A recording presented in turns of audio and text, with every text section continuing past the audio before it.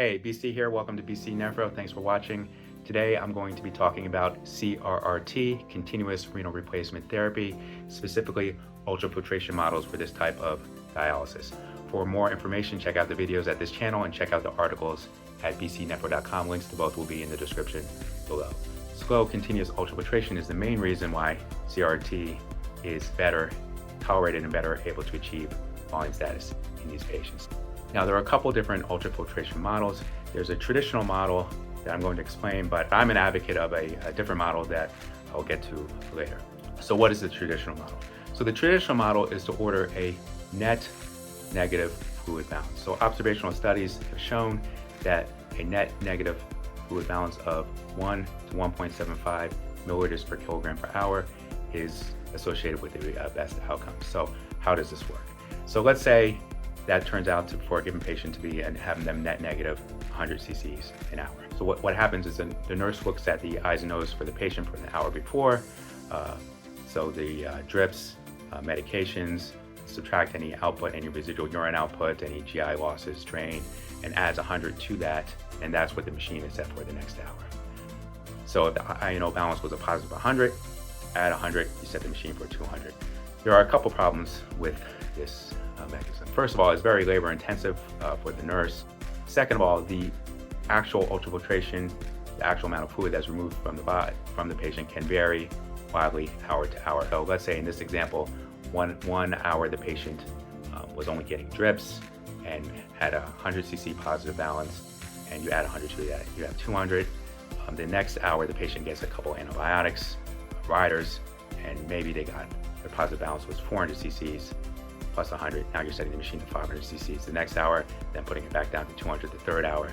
And this may not be, in practicality, able to be tolerated by the patient. If this higher rate is not able to be achieved the subsequent hour, the nurse can either play catch up over the next several hours, or just actually bag that hour, determine that hour was not achievable, and pick up the next hour where the patient ends up not being meeting the desired fluid balance. The third is that it can be somewhat confusing if a patient is in a situation where they may require a volume challenge, require a bolus. So let's say the clinical status of the patient changes and the critical care service decides that the patient should get a fluid bolus. So you give a liter fluid bolus 1 hour. Now, is the nurse supposed to take that fluid off because the order says net negative 100 cc's an hour? So of course not, that doesn't make sense, but the order does not give a way to communicate that. There also may be situations where the patient is so unstable that you really logistically cannot take off any fluid. You're doing dialysis for lactic acidosis, metabolic acidosis, hyperkalemia. The patient's on multiple pressors, you're not going to be taking any fluid off. So you order an ultrafiltration of 0, don't take any fluid off, the patient will be positive. But given this way of doing things, it's a net. So you order net 0, the nurse is still taking off all the drips and the fluids and what the patient's getting in, which the patient can't really tolerate.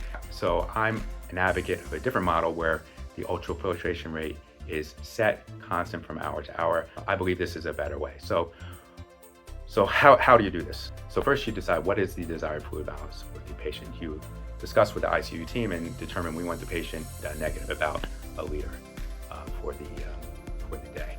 In reality, the target is having the patient negative 1 liter for a day. They don't have to be negative exactly 42 cc's every hour.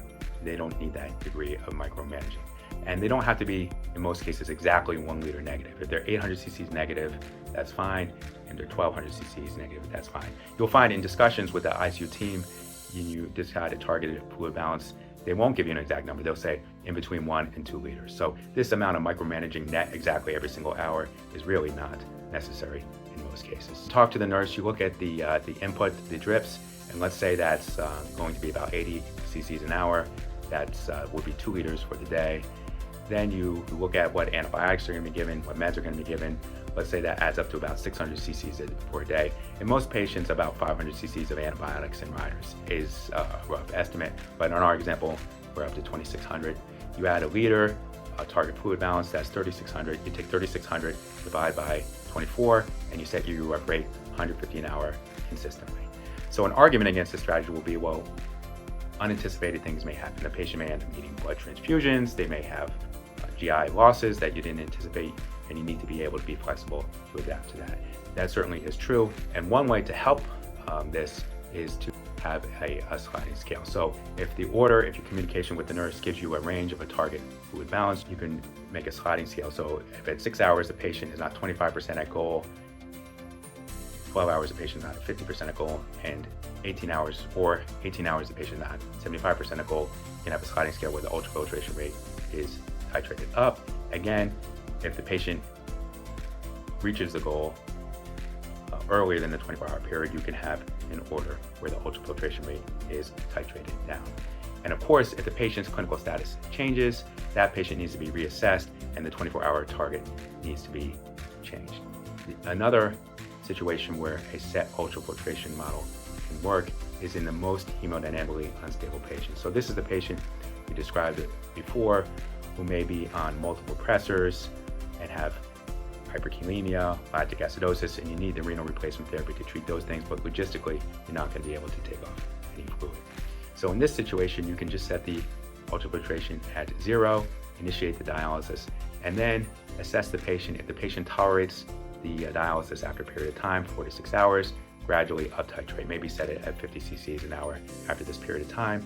The patient's still likely going to be positive, but you're going to mitigate that positive balance a little. Then the patient either tolerates that ultrafiltration rate or not. If they tolerate it, you can up titrate it again, let's say to 100 cc's an hour in this example. This is the way I advocate for doing ultrafiltration for caring for patients with CRRT who require CRRT in critical care setting. So what do you think? What do you think is the best ultrafiltration strategy? Leave your thoughts in the comment section below. And if you made it this far, thanks for watching. Hit like, subscribe, let your friends know, and until next time,